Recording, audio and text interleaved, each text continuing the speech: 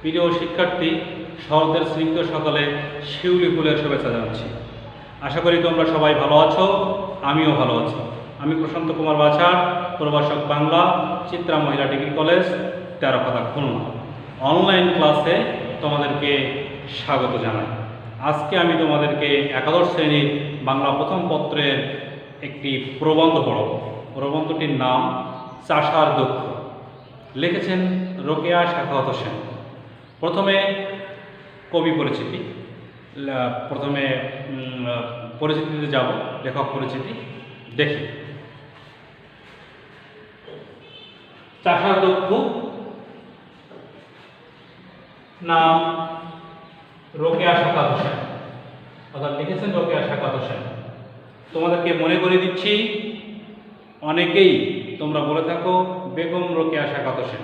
বিভিন্ন প্রতিযোগিতামূলক পরীক্ষায় এই প্রশ্নটি কিন্তু এসে থাকে যে রোকেয়া শাখাওয়াত হোসেন না বেগম রোকেয়া শাখাওয়াত হোসেন, কোনটি সঠিক। সেক্ষেত্রে যারা জানে তারা নির্ভুল করে উত্তরটি দিতে পারে, যারা জানে না তাদের কিন্তু ভুল হয়ে যায়। তো মনে রেখো, তিনি তার জীবদ্দশায় কখনো বেগম শব্দটি ব্যবহার করেননি। তো যেভাবেই লেখা আছে কবি, সাহিত্যিক, লেখকদের নাম সেভাবে লিখতে হবে, এটি মনে রেখো। তো রোকেয়া শাখাওয়াত হোসেন, পিতা জহিরউদ্দিন আবু আলী হায়দার সাবের। তাহলে পিতার নাম জহিরউদ্দিন আবু আলী হায়দার সাবের। তোমাদের জ্ঞানমূলক প্রশ্নের জন্য কিন্তু এগুলো ভালোভাবে মনে রাখতে হবে।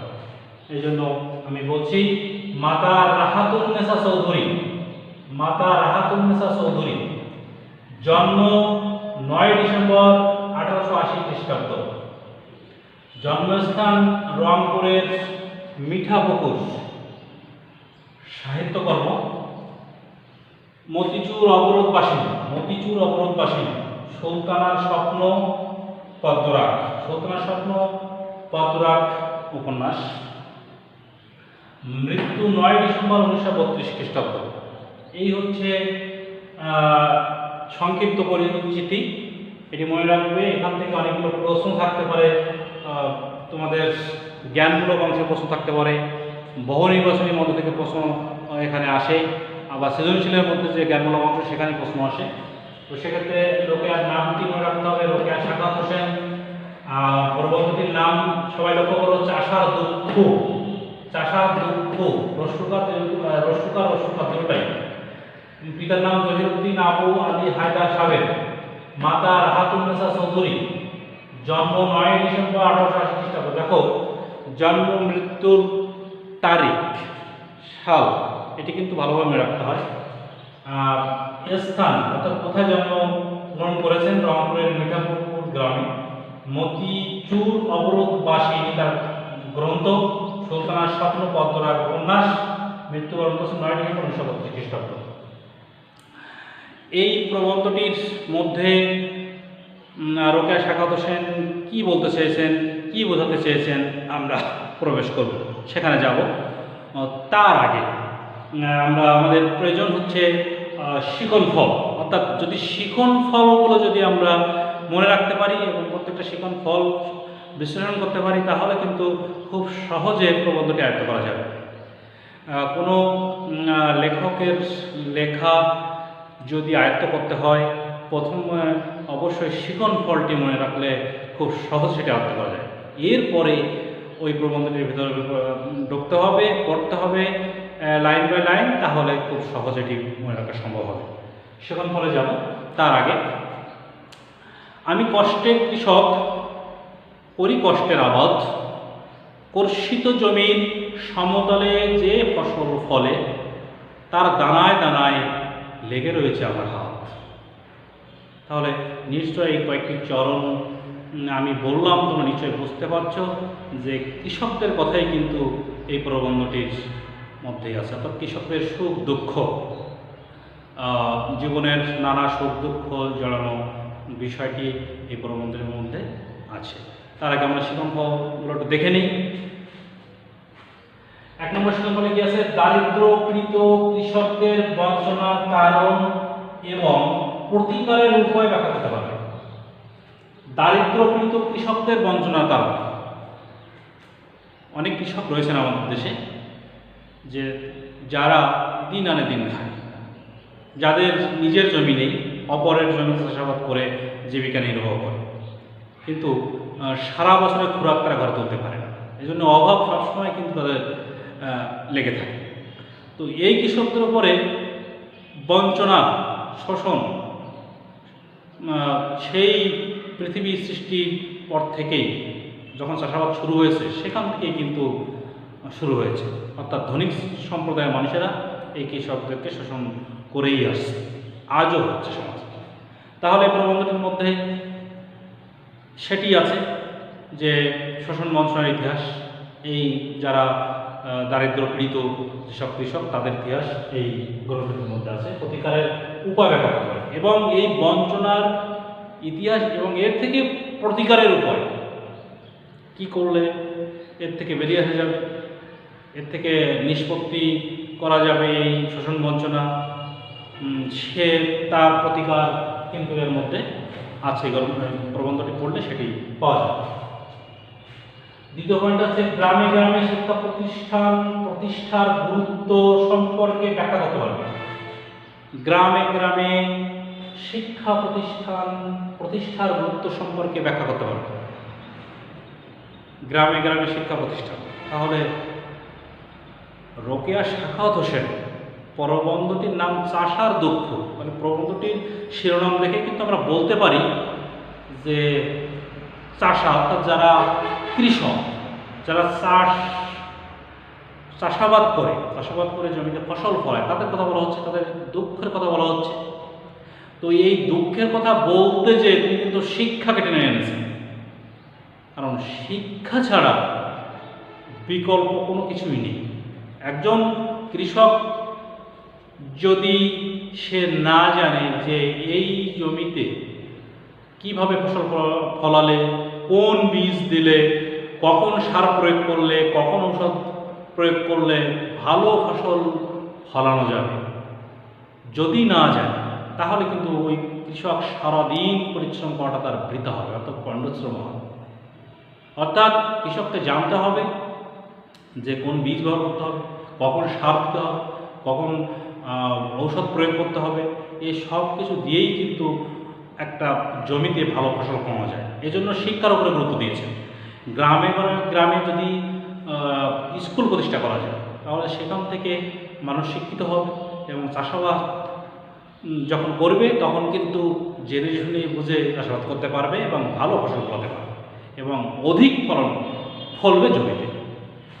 2 নম্বর পয়েন্ট হচ্ছে গ্রামে গ্রামে শিক্ষা প্রতিষ্ঠার গুরুত্ব সম্পর্কে ব্যাখ্যা করতে পারবে। তাহলে অবশ্যই গ্রামে গ্রামে শিক্ষা প্রতিষ্ঠার গুরুত্ব রয়েছে, এই গুরুত্বের দিকে কিন্তু দৃষ্টি দিয়েছেন রোকেয়া সাখাওয়াত হোসেন তার লেখার মধ্যে স্কুল প্রতিষ্ঠার কথা বলেছেন। 3 নম্বর পয়েন্ট গ্রামীণ কুটির শিল্পের বিপর্যয়ের কারণ তুলে ধরতে পারবে। গ্রামীণ কুটির শিল্পের বিপর্যয়ের কারণ, গ্রামীণ কুটির শিল্পের বিপর্যয়ের কারণ তুলে ধরতে পারবে। কুটির শিল্প ধ্বংস যখন হলো তখন কিন্তু কৃষকদের দুর্দশাটা নেমে এলো। যখন গ্রামে গ্রামে কুটির শিল্প ছিল তখন কৃষকদের কিন্তু কোনো অভাব ছিল না, প্রত্যেক ঘরে ঘরে কিন্তু কি পুরুষ কি মহিলা সবাই কিন্তু কাজ করত। কিন্তু ইংরেজরা আসার পরে অর্থাৎ ব্রিটিশরা আসার পরে এই কুটির শিল্প কিন্তু বন্ধ হয়ে গেল, ধ্বংস করে দিল ব্রিটিশরা। এই ধ্বংস করার কারণে কৃষকরা অভাবে পড়ল এবং তারা দিন দিন অসহায় হয়ে পড়ল। এই জন্য রোকেয়া সাখাওয়াত হোসেন দৃষ্টি দিয়েছেন যে গ্রামীণ কুটির শিল্পের বিপর্যয়ের কারণ তুলে ধরতে হবে, অর্থাৎ এই বিপর্যয় থেকে বেরিয়ে আসতে হবে। বেরিয়ে এলে অবশ্যই কৃষকরা তাদের অবস্থার উন্নতি করতে পারবে। এ সম্পর্কে এখানে আমরা তোমরা পড়লে ধারণা পাবে। 4 নম্বর পয়েন্ট আছে কৃষিভিত্তিক বাংলার অতীত বর্তমান আর্থসামাজিক অবস্থা তুলনা করতে পারবে। কৃষিভিত্তিক বাংলার অতীত বর্তমান কি বলছে? কৃষিভিত্তিক বাংলার অতীত বর্তমান আর্থসামাজিক অবস্থা তুলনা করতে পারবে। তাহলে কৃষিভিত্তিক বাংলা এখনো পর্যন্ত আমাদের দেশ এখনো পর্যন্ত প্রায় 75 থেকে 80% মানুষ গ্রামে বসবাস করে এবং কৃষির উপরে কিন্তু নির্ভরশীল। এদেশের মানুষ এখনো কৃষির উপরেই বেঁচে আছে। তাহলে পয়েন্টটি বলছে অতীত ও বর্তমান আর্থসামাজিক। অতীতে কৃষকদের অবস্থা কিন্তু খুবই ভালো ছিল, তারা চাষাবাদ করত, গ্রামে গ্রামে কুটির শিল্প ছিল, ফসল হতো প্রচুর, কোনো অভাব ছিল না। কিন্তু একটি সময়ে এসে কৃষকদের কিন্তু অভাব শুরু হয়ে গেল। কখন? যখন সভ্যতার নামে যখন এই আধুনিকতার জন্ম হলো, তখন কৃষকদের অভাব কিন্তু শুরু হয়ে গেল। অর্থাৎ বিলাসিতার স্রোতে সবাই গা ভাসিয়ে দিল, বিলাসবহুল জীবনযাপন করতে লাগলো। এর কারণে কৃষকদের কাজ বন্ধ হয়ে গেল। এই আধুনিক সভ্যতা এসে কৃষকদের কাজ বন্ধ হয়ে গেল, ফসল উৎপাদন কম হয়ে গেল, অনেক কৃষকরাও বিলাসী জীবনযাপন করতে শুরু করলো। পরিশ্রম না করে অল্প পরিশ্রমে কীভাবে অধিক ফসল ফলানো যায় সেই চিন্তা করতে থাকলো। এ কারণে তাদের অভাব শুরু হয়ে গেল। সেজন্য বলছে কৃষিভিত্তিক বাংলার অতীত বর্তমান আর্থসামাজিক অবস্থা তুলনা করতে পারবে। অতীতকালে এই কৃষকদের অবস্থা খুবই ভালো ছিল, কিন্তু বর্তমানকালে কিন্তু অবস্থা খুবই শোচনীয়। কারণ সেই চাষাবাদ আর নেই। এখন আধুনিক পদ্ধতিতে মেশিনের চাষাবাদ, প্রযুক্তি এসব আসার কারণে কৃষকরা কিন্তু এখন অল্প পরিশ্রম করে, পরিশ্রম না করে বেশি ফসল উৎপাদন করা যায় কীভাবে, এসব চিন্তা করার কারণে কিন্তু আজকে তারা অসহায় হয়ে পড়েছে, যার কারণে কৃষকদের আজকে এই শোচনীয় অবস্থা, দুর্দশা। তো এ সম্পর্কে এই প্রবন্ধের মধ্যে ব্যাখ্যা করা যাবে, জানা যাবে এবং প্রবন্ধে পড়লে বোঝা যাবে। আরেকটি পয়েন্ট, সেটি পয়েন্ট আছে শহরের মানুষের সঙ্গে গ্রামের খেটে খাওয়া কৃষকদের জীবনযাত্রা বিশ্লেষণ করতে পারবে। শহরের মানুষের সঙ্গে গ্রামের খেটে খাওয়া কৃষকদের জীবনযাত্রা। শহরের মানুষের সাথে গ্রামের খেটে খাওয়া মানুষ, তাহলে শহরের যে মানুষ আর গ্রামের মানুষের সাথে কিন্তু একটি পার্থক্য রয়েছে। গ্রামের কৃষকরা ফসল ফলায়, সেটি উৎপাদন করে শহরে যায়, তা খেয়ে কিন্তু শহরের মানুষ বেঁচে থাকে। শহরের মানুষ বিলাসবহুল জীবনযাপন করে, তারা কোনো পরিশ্রম করে না, তারা কোনো উৎপাদন করে না, তারা বসে বসে কিন্তু এই কৃষকদের এই কষ্টের ফসল তারা বসে বসে কিন্তু উদর ভর্তি করে। আর কৃষকদের খেটে সারাত দিন 24 ঘন্টা খেটে কিন্তু ফসল ফলাতে হয়, তারা সঠিক সেই মূল্যটি তারা পায় না। এই বিষয়টি এই প্রবন্ধটি পড়লে এখান থেকে জানা যাবে। তাহলে এবার তোমরা নিশ্চয়ই বুঝতে পারছ যে এই প্রবন্ধটি পড়ে, অর্থাৎ চাষার দুঃখ প্রবন্ধটি পড়ে কি জানতে পারবো, কি বুঝতে পারবো, কি বর্ণনা করতে পারবো, কি ব্যাখ্যা করতে পারবো, এসব বিষয়ে মোটামুটি একটি পরিষ্কার ধারণা তোমাদেরকে আমি দিলাম। এখন তোমরা তোমাদের বাড়িতে কিন্তু তোমাদের কাজ রয়েছে, বইটি কিন্তু ভালো করে পড়বে, প্রবন্ধটি কিন্তু ভালো করে পড়বে, প্রতিটি লাইন কিন্তু ভালো করে পড়বে, এর প্রতিটি শব্দের অর্থ রয়েছে সেগুলো পড়বে। এখান থেকে সৃজনশীল প্রশ্ন থাকবে, বহু নির্বাচনী প্রশ্নের জন্য তোমাদেরকে বই কিন্তু সম্পূর্ণ পড়তে হবে। এই জন্য খুব ভালো করে কিন্তু পড়তে হবে। প্রথমত ধারণা নিতে হবে যে প্রবন্ধের মধ্যে কী আছে, সেই ধারণাটি আমি তোমাদেরকে দিলাম সংক্ষিপ্তভাবে। মোটামুটি একটি পরিষ্কার ধারণা তোমাদেরকে আমি দিতে পারলাম। এখন আমি আবার ফিরে যাচ্ছি একটু পেছন দিকে, অর্থাৎ মনে আছে কিনা স্মরণ করে দিচ্ছি। নিশ্চয়ই শুরুতেই আমি বলেছিলাম যে আগে পরিচিতি, লেখক পরিচিতি, অর্থাৎ যিনি লিখেছেন চাষার দুঃখ প্রবন্ধটি তার পরিচিতি প্রথমে বলেছিলাম। বলতে যে শুরুতেই বলেছিলাম রোকেয়া সাখাওয়াত হোসেন। আমি প্রতিটা ক্লাসে কিন্তু আমি দেওয়ার চেষ্টা করি যে শিক্ষার্থীরা কিছু না কিছু এখান থেকে মনে রাখো, শিখে রাখো। আমার যে ভিডিওগুলো আছে, অনলাইনে যে ক্লাসগুলো আছে, তোমরা সবগুলো ভালোভাবে দেখবে, কিছু না কিছু পাবে ভবিষ্যতের জন্য, আগামী দিনের জন্য, প্রতিযোগিতামূলক পরীক্ষার জন্য পাবে। তেমনই এই ক্লাসে একটি পয়েন্ট আমি তোমাদেরকে বলছি, রোকেয়া সাখাওয়াত হোসেন। অনেকেই বেগম রোকেয়া সাখাওয়াত হোসেন বলে লেখে এবং আমি বলতেও শুনেছি। তোমাদের মধ্যে অনেকেই হয়তো বেগম শব্দটি ব্যবহার করে থাকো।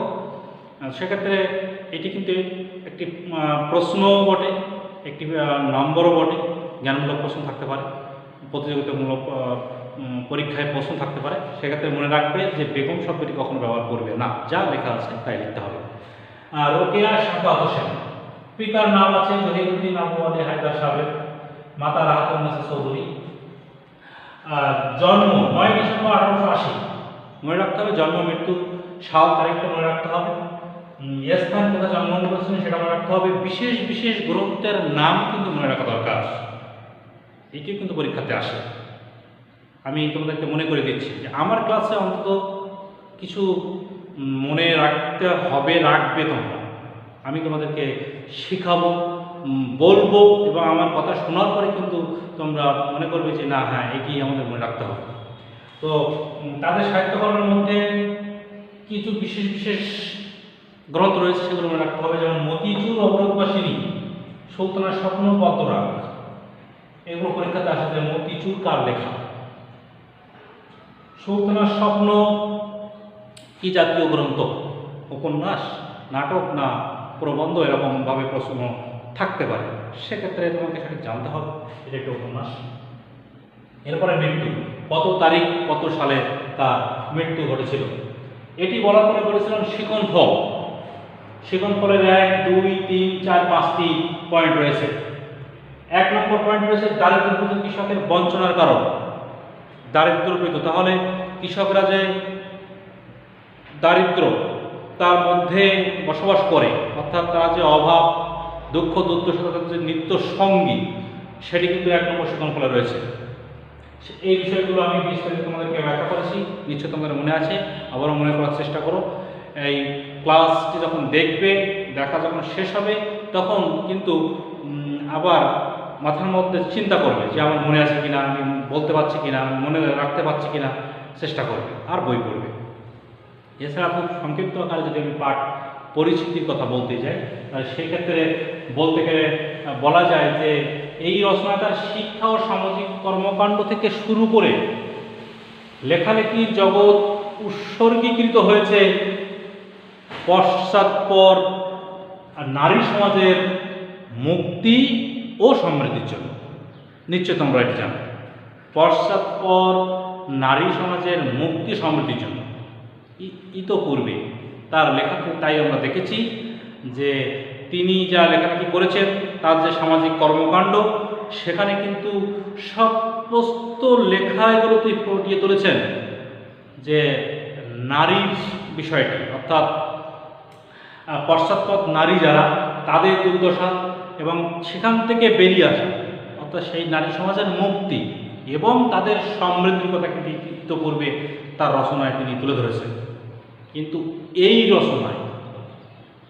রচনায় কিন্তু তিনি কৃষকদের কথাই লিখেছেন, অর্থাৎ কৃষকদের দুঃখ দুর্দশার কথাই কিন্তু তুলে ধরেছেন। আমি যে শিকনফলগুলো লিখেছিলাম এর মধ্যে কিন্তু রয়েছে, অর্থাৎ চাষার দুঃখ প্রবন্ধটিতে তৎকালীন দায়িত্বকৃত কৃষকের মর্মন্তুদ দলিল, এই প্রবন্ধটি মর্মন্তুদ দলিল হিসেবে কিন্তু এই প্রবন্ধটি হয়ে আছে, এই চাষার দুঃখ প্রবন্ধটি। এটা নিশ্চয়ই তোমরা জানো। ভারতবর্ষের সভ্যতা ও অগ্রগতি, এখানে আমরা বলেছিলাম যে সভ্যতা ও অগ্রগতির ফিরিস্তি তুলে ধরে দেখিয়ে দেন সেখানে কৃষকের অবস্থা শোচনীয়। সভ্যতার অগ্রগতির ফিরিস্তি তুলে ধরে দেখিয়েছেন সেখানে কৃষকের অবস্থা খুব শোচনীয়। দেখা গিয়েছে যে পাকা বাড়ি তাদের জীবন সমৃদ্ধ ও সচ্ছল করতে ইয়াত্তা নেই। তাদের পাকা বাড়ি, তাদের জীবন সচ্ছল সমৃদ্ধ করতে কিন্তু কোনো ইয়াত্তা নেই। পাকা বাড়ি, বাস, গাড়ি, তারপরে ব্যক্তিগত গাড়ি, মানে শহরের উপরে সাজানো, এই ধনিক শ্রেণীর মানুষদের তাদের জীবনকে সচ্ছল করতে, সমৃদ্ধি করতে তাদের কোনো কিন্তু ইয়াত্তা নেই। সেই জায়গায় কৃষকরা যদি অভাবে অনাহারে তাদের জীবন কাটাতে হয়, এর মতো দুঃখ আর কী বা হতে পারে। ওই ধনিক শ্রেণীর মানুষেরা যেখানে সমাজের উঁচু আসনে তাদের বসবাস, তারা নিত্য নতুন খাবার খাচ্ছে প্রতিদিন, সেখানে কৃষকদের কিন্তু 3 বেলা 3 মুঠো অন্ন কিন্তু পেটে জুটছে না। অভাবে অনেকে কি করছে, অনেকে লবণের অভাবে সাগরের জলে চাল ধুয়ে এনে রান্না করছে।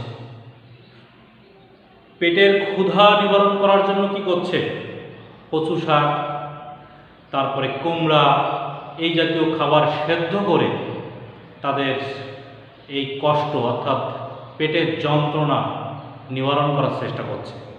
আর সে জায়গায় সমাজের উচ্চ শ্রেণীর মানুষেরা কী করছে, নিত্য নতুন খাবার খেয়ে তারা বিলাসবহুল জীবনযাপন করছে, আয়েসি জীবনযাপন করছে। অথচ কৃষকদের চিত্র কিন্তু আলাদা। তাহলে এই বিষয়টি এই প্রবন্ধের মধ্যে রোকেয়া সাখাওয়াত হোসেন তুলে ধরার চেষ্টা করেছেন। তবে চাষার দুঃখ প্রবন্ধটির মধ্যে বিলাসিতাই অনেকাংশে দায়ী। এই বিলাসিতা সমাজের উচ্চ শ্রেণীর মানুষ বিলাসিতা করে গ্রামীণ কুটির শিল্পটাকে ধ্বংস করে দিয়েছে। চাষাবাদের ক্ষেত্রে কৃষকদের সহযোগিতা না করায় কৃষকদের দুঃখ দুর্দশা নেমে এসেছে।